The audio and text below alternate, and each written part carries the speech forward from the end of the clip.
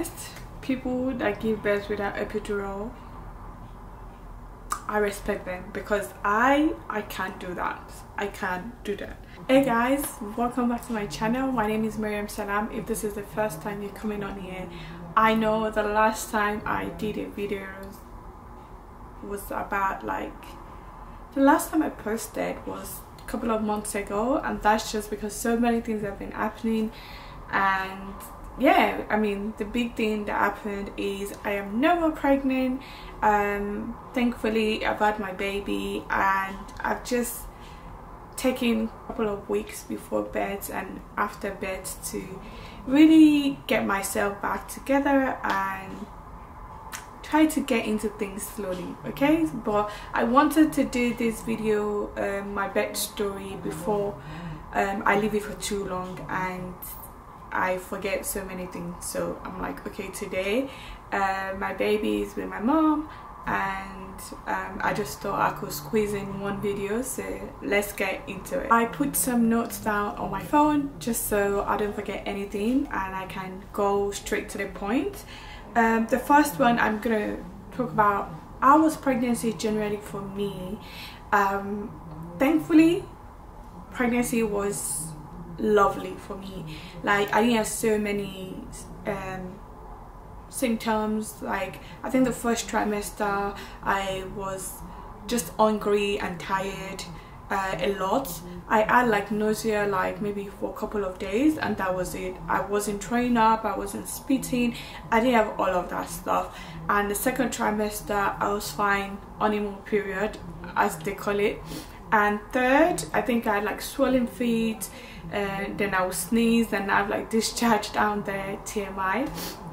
And yeah, it was mainly that.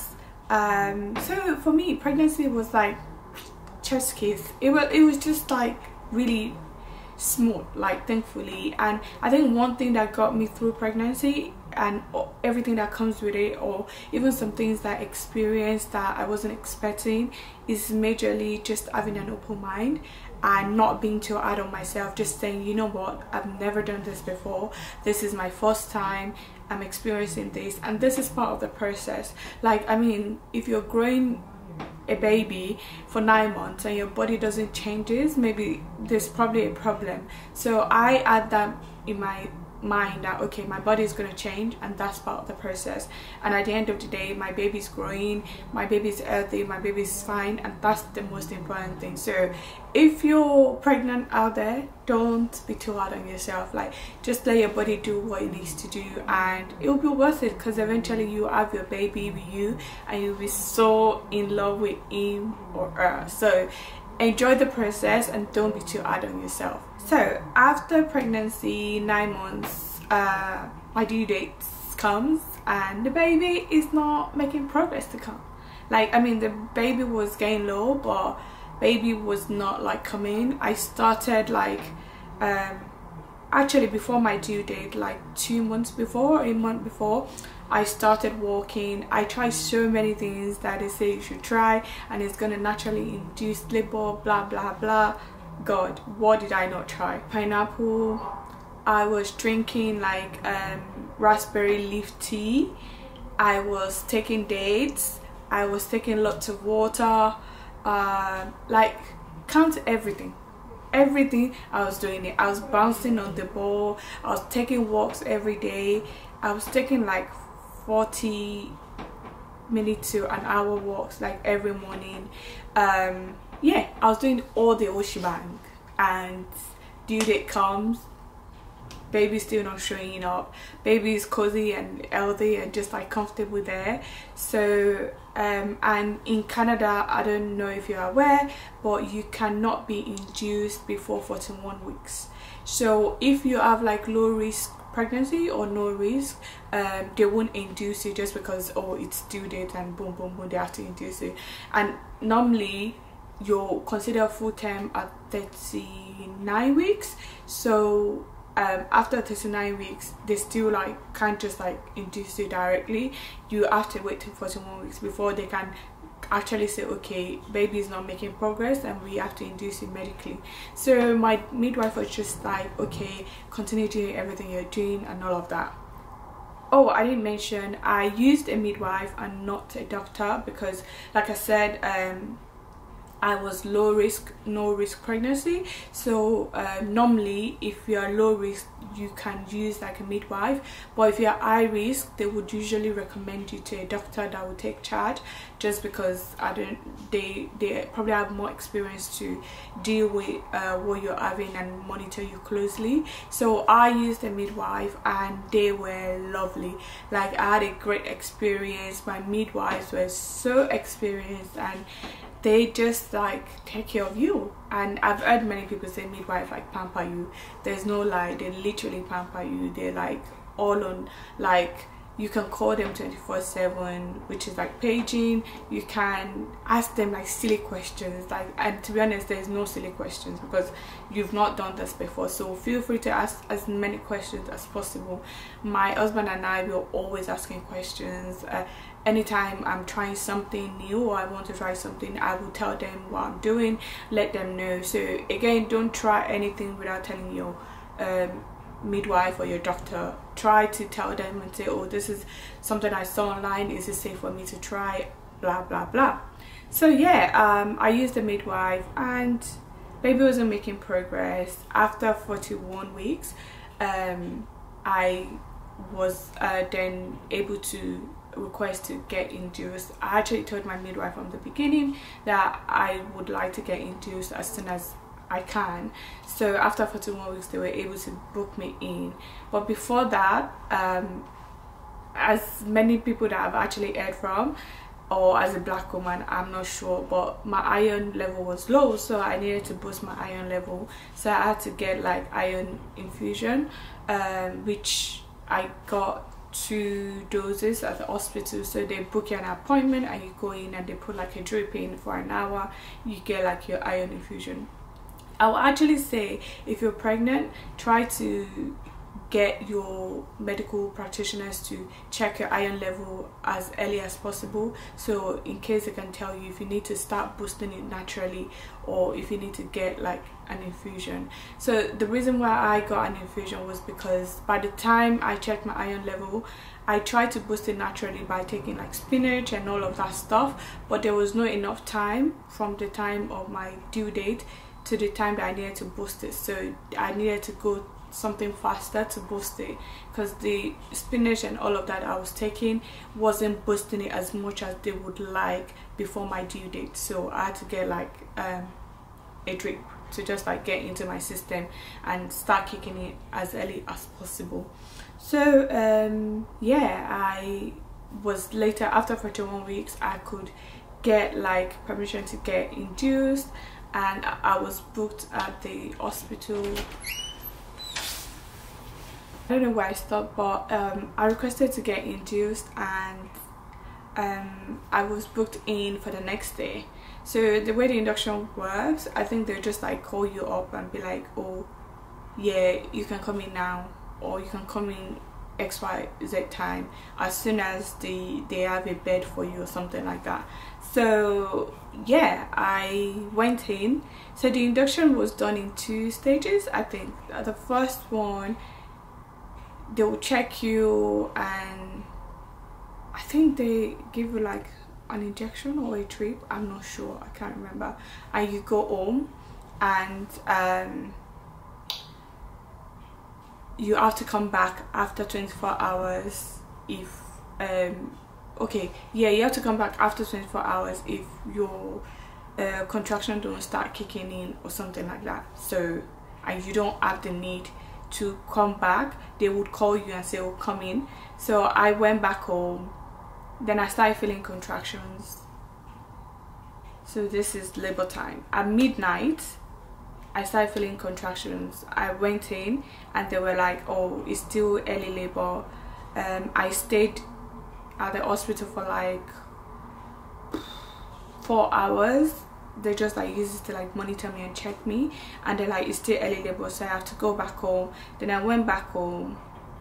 I stayed to home till like morning, and around 9 from like 4 a.m. or 5 a.m. I stayed till 9, and they gave me a call and they said, oh, you can come in now to get induced. And that's when we carried all the bags and all of that stuff and everything.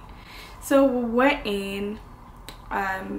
They put it's like a drip that can like start inducing you and kicking in like contractions. So they put me on that from like 9 a.m.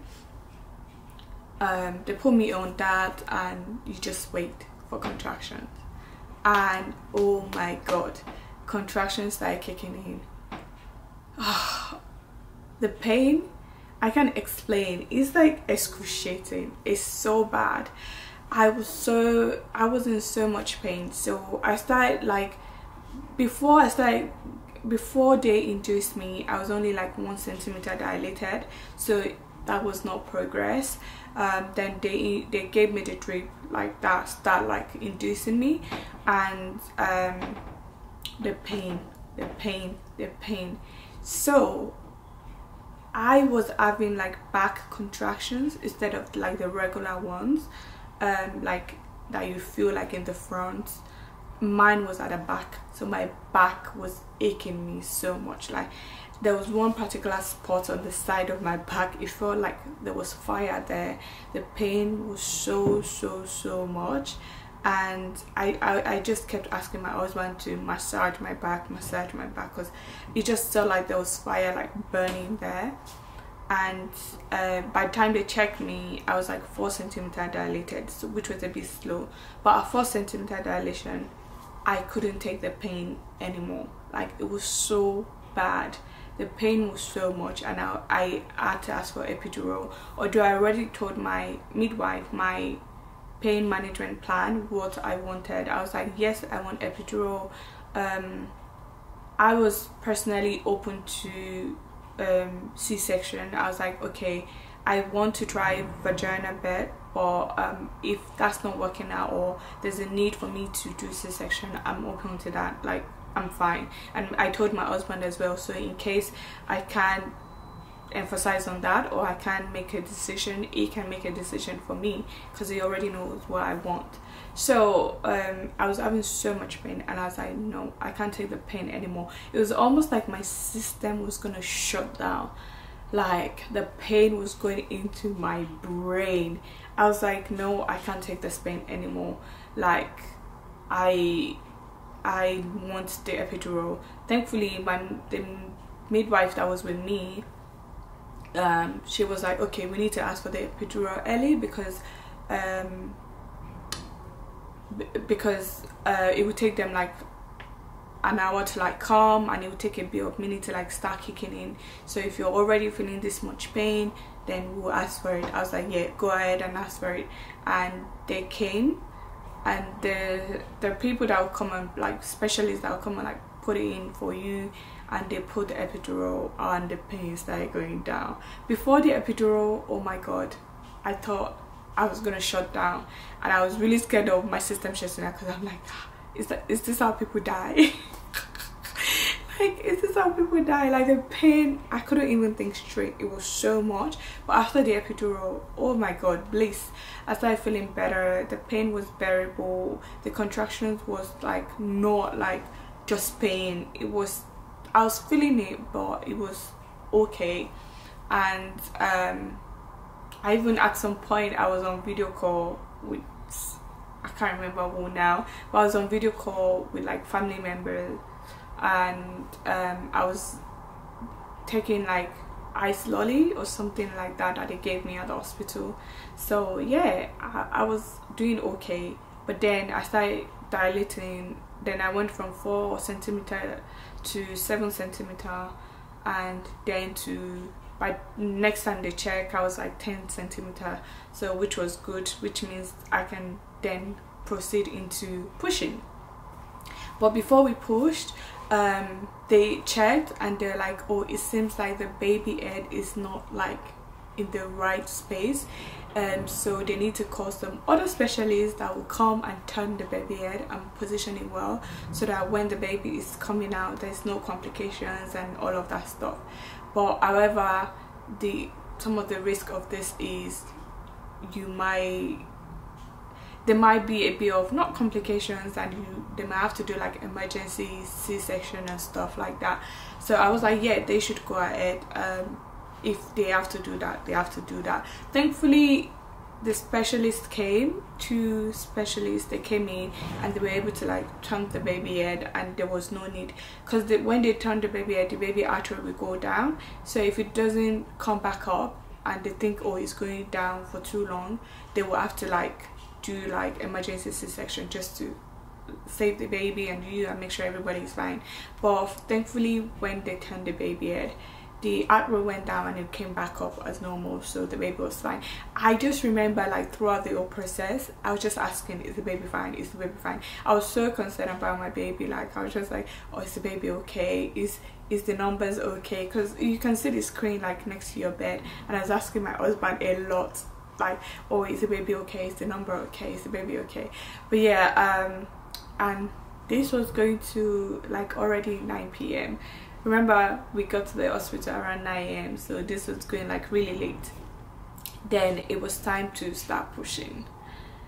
Yes, so when I got to 10 centimeter, they're like, okay, it's time to start pushing. You have to push. I think one good thing that I did before I started pushing was telling the midwife, you know what, I've never done this before, obviously. Can you tell me the most effective way to push, so I'm not just screaming and shouting and wasting my energy? And she told me like how to push and all of that.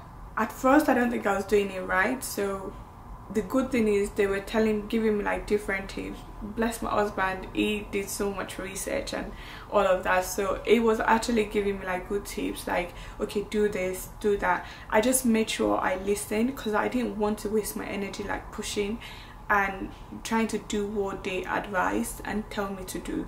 So they'll tell you to push and you wait and catch your breath and then push again, so you're not pushing and you get tired. So I was doing that, and eventually I had to like put my legs up and like hold on to like they tie like a cloth on the addition like to the bed, and I had to like pull it and like push and stuff. So yeah, after 45 minutes I pushed my baby out and it was fine, it was safe. My husband cut the cord and all of that stuff. Yeah, and the baby's safe, I'm safe. I had tear. Yes, this part I don't think I thought about it before delivery. So I had like 2-degree tear, which wasn't bad according to them, but I still had to get stitched.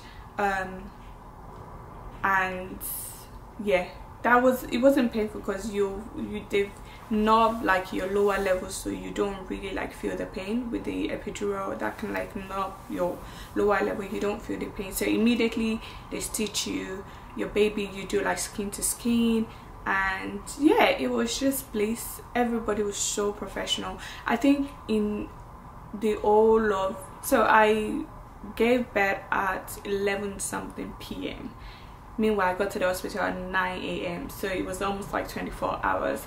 And in that time, you're going to see several like midwives. So mine, I think I saw like maybe 6 or 7 midwives in total in that 24 hours, because they're doing shift and like rotating. Only the first one gave me a bit of concern, because I just feel like she was all over the place and she wasn't really stable. But apart from that, every other person was so professional. They reassure you. It was just lovely, like lovely experience. I'm so thankful to that. Like there was no horrible thing, and everybody they were willing to answer our questions. My husband had so many questions and they were willing to answer that. They were explaining, they were so patient. So I'm really thankful for that. And yeah, that was it. That was my experience, my birth experience. And postpartum, thankfully we came back home like 24 hours after. And because you have to stay 24 hours, they do the baby check for 24 hours and make sure everything is fine and you can go home. So we got back home. My mom has been here, she's been so helpful, bless her. My husband took time off work, so it was everybody literally hands on. And the healing of the stitches, that was like tough. Like at some point I thought I was never gonna heal down there. Like it was so painful. To go to the toilet for the first time and second time I had to use like stool softener because I was just really scared, like the pain down there, and you were bleeding as well. And I thought I was never gonna heal, but thankfully I'm healing like good.